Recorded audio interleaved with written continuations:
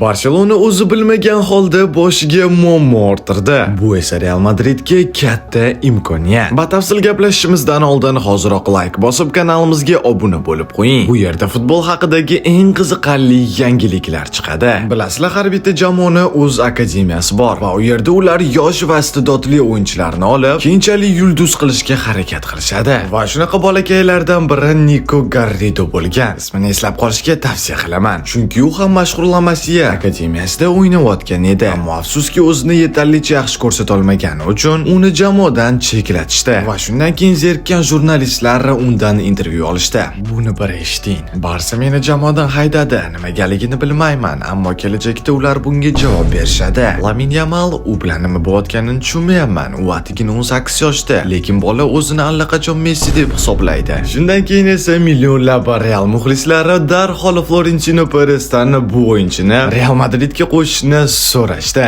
Ko'proq futbol yangiliklar istoriyamizda.